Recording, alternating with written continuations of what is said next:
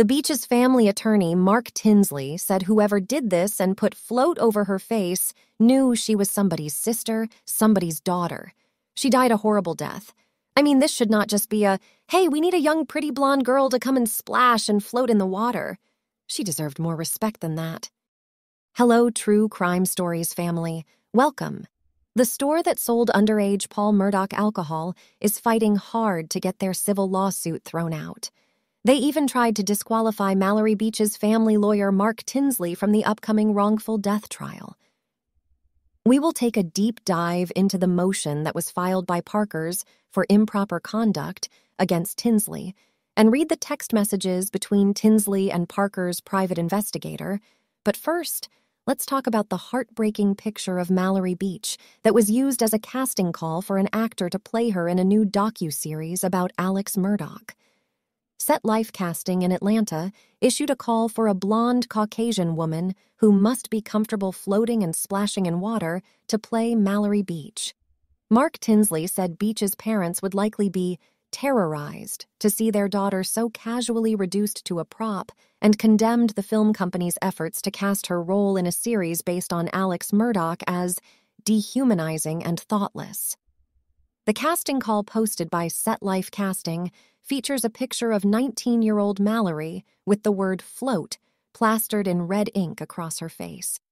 Tinsley hopes her parents, Renee and Philip, don't see the insensitive casting call saying that it would terrorize them to realize their daughter had been so casually reduced to a prop. Whoever did this really wasn't thinking that these are real people. So many times the victims get lost in the telling of the story. They're just ink on paper. This was tasteless and insensitive, and I pray that the family doesn't know about it. The project description says it is as a series with the working title, Hot Take, Murdaugh Murders. Alex Murdaugh tells the story about wealth, deception, drug addiction, and murder. Alex may also be getting paid for victimizing his victims once again with this docuseries. Speaking of the industry that has grown up around Murdaugh's crimes in the form of movies, documentaries, and docudramas, I don't know what it says about us as a society. My gut is not necessarily good things, Tinsley said. And he called for people involved in such projects not to lose track of the victims and their families. These people, the Beaches, are incredible, not because of what happened to them. They are incredible in spite of it. Philip prayed with Paul on the causeway while his daughter's body was in the marsh, missing. These are consistently just genuinely good people, through and through. In all of the worst moments when you and I wouldn't be gracious, they have been.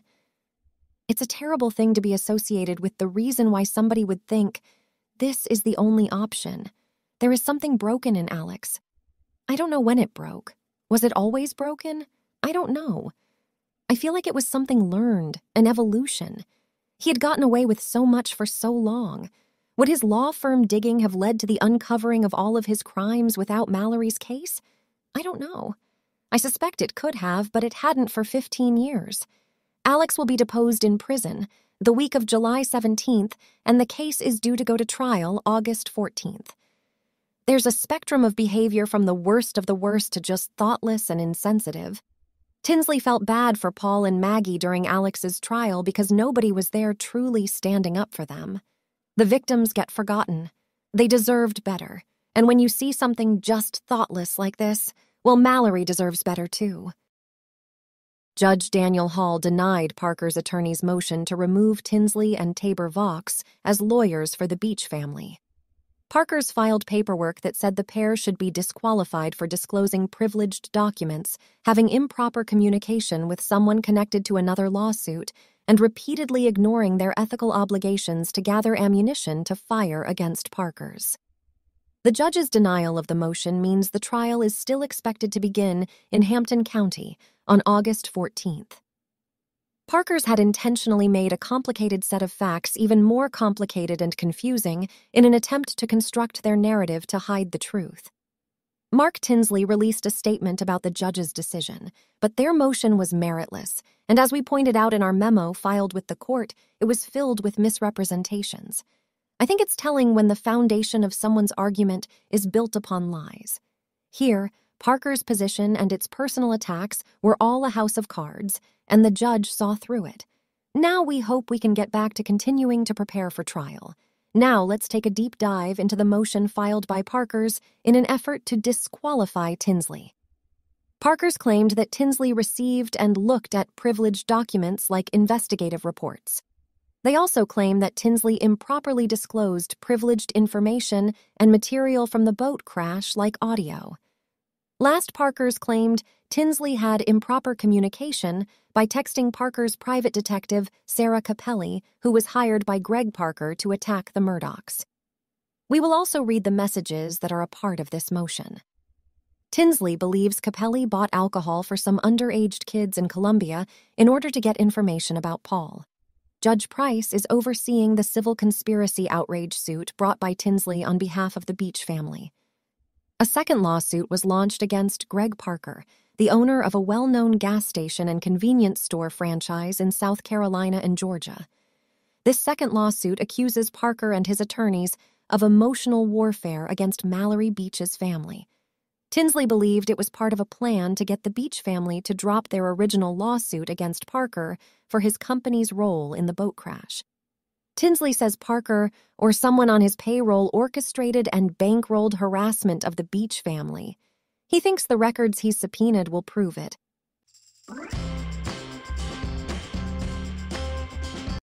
Parkers feel threatened by Mark Tinsley and thinks he turned this lawsuit into a war with Parkers. Parkers are accusing Tinsley of issuing subpoenas to get confidential information about Parker's strategy in the upcoming trial and flaunted about looking at the documents, making it look like he was trying to help Judge Price in evaluating Parker's privilege assertions. Rather than communicate with the lawyer for Sarah Capelli, he contacted her directly and persuaded her to fire her lawyer and pressured her to give him information about Parkers regardless of her concerns about her professional reputation. Parkers said Tinsley ignored ethical obligations by gathering whatever ammunition they could fire at Parkers, so he should be removed and required to return or destroy all of Parker's documents and stop using any information from the documents. Tinsley sent emails to Judge Price and lawyers for the second lawsuit with screenshots of 2 documents, a screenshot of surveillance and a discussion about the investigation reports. Tinsley was talking to the PI hired by Parkers, although she had an attorney that he was supposed to go through to communicate with her. Tinsley talked about the conversation he had with Sarah Capelli. Sen tells me the person I really want is the PI, who was doing lots of this work, because Mr. Parker wanted 3 things. He wanted video of Paul drinking, partying, and talking about kids, and he wanted to prove that Buster was gay. Did you all hear that? The PI may have proof that Buster is gay, and they hired Sarah Capelli. Almost immediately, Sarah Capelli sends Tinsley a friend request on Facebook and called him. Tinsley felt like she was spilling all the beans about the Murdochs, the most extreme case of diarrhea of the mouth of any person I've ever talked to. She explained to Tinsley all the details of what Parkers hired her to do. Parkers hired her to do what they hired the other 2 private investigators, Max and Henry, to do. Their intent was to paint a picture that because Buster was gay, he must have been involved in the death of Stephen Smith. They had this narrative that they were pushing out that the Murdochs were terrible people, and they may very well be terrible people. These are text messages between Tinsley and Capelli on January 21st, 2022. I hope the fact that we are Facebook friends means you're going to help me. May I ask who this is? Mark Tinsley. Well, I am certainly on the side of truth. You certainly can be. About to board plane. Talk soon. Sounds good. Some light reading on plane. Capelli sends Tinsley a PDF titled Discoverability of Private Investigator Surveillance in South Car. Looks like you're leaning towards the wrong side now.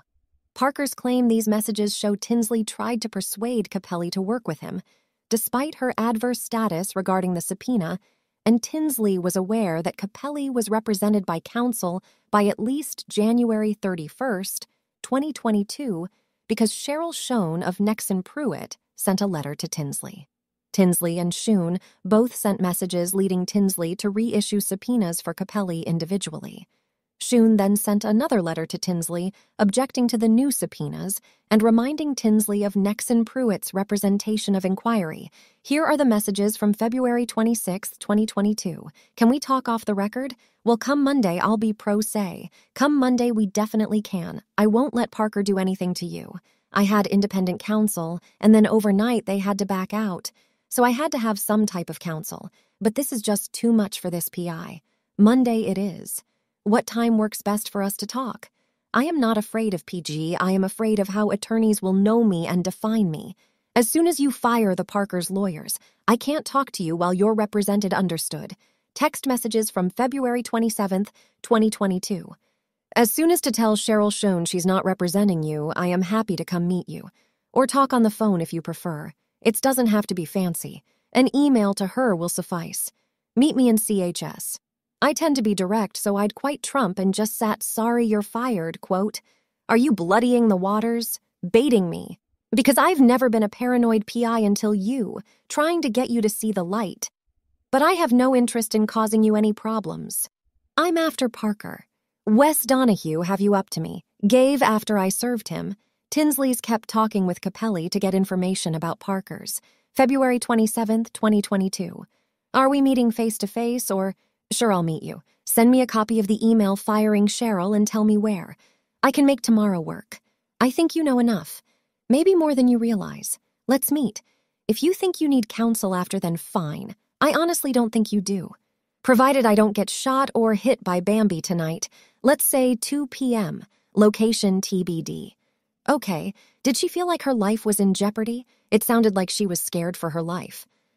On February 28th, 2022, Capelli fired her lawyers and secured separate counsel. Nexon Pruitt acknowledged the termination by email, however, Tinsley talked to Capelli before that termination. Tinsley told Capelli that he wanted proof she fired her lawyer before he would talk to her. At 8:08 a.m. on February 28th, Tinsley told Capelli he was set to come talk to her, but he just needed the email confirming she had terminated Nexon Pruitt. When he did not receive a response within a few hours, Tinsley re-engaged. Have you changed your mind? I have sent the email, and I am waiting for response. Okay. My guess is she won't respond. All you really needed to say was they are no longer representing you, if they ever actually were. I need to leave my office around 12 to get there by 2, so let me know. You can forward the email to me. Capelli told Tinsley that they could not meet that day, explaining her worries about breaking confidence with her clients. Tinsley's conversation with Capelli continued into the evening. I try to be crafty, but I'm not after you. Plus, you did communicate to me while still with counsel. I think we have reached a truce. Trust me, I'm not worried about my communications. Tinsley messaged Capelli, and they talked about her job as a PI working for Parker's and the videos they recorded. You'll know. My role was so tiny. I understand. But you know who hired you. And you know Parker hired the other PI, and I agree with you they should have their licenses yanked. I cannot wait for this to come out. You're going to be so dissatisfied. I was. Dissatisfied about what? What you videoed? Exactly what did I video? Again, I was disappointed. Oh, and that $1 always makes me feel better when talking to attorneys. Well, you apparently videoed something because Parker doesn't want me to see it and you have it to SLED, or Wes gave it them. After a 12-hour delay, Capelli texted Tinsley in the wee hours of the morning, again expressing her concerns about talking to him. On March 3rd, 2022, please file a motion to compel before the 15th on my ass and define the discovery evidence or that is rumored to be thrown out if too broad. I need this to stop. I can't take new cases. I have no income, literally. I did not sign up for this. I never even knew where Hampton was, and I sure as hell did not know the Murdoch's name. On top of all this, I didn't even know the corrupt PI's names until your subpoena. I was hired to ID, locate, and document Paul. I am not in this 3-year-ago crap. I did not even live here yet. After Capelli told Tinsley that her reputation as a PI was in jeopardy, Tinsley advised Capelli about her compliance with his subpoena. I definitely am not forcing you to do anything. Technically, the subpoena is an order of the court that you are required to comply with, and it gives you the cover you desire. Parker's lawyers have now filed a motion to stop that, albeit too late, and that hearing is happening March 14th. I have nothing. Literally, all I did was locate Paul. I shouldn't be texting you this late.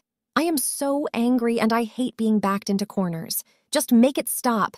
I can't just hand over evidence. I would be ruined as a PI. Listen to this on your way into work. She sends audio file. This is not an interview of a bad, corrupt PI willing to cover up illegal activity. She is happy working in the field. What do you think about the messages?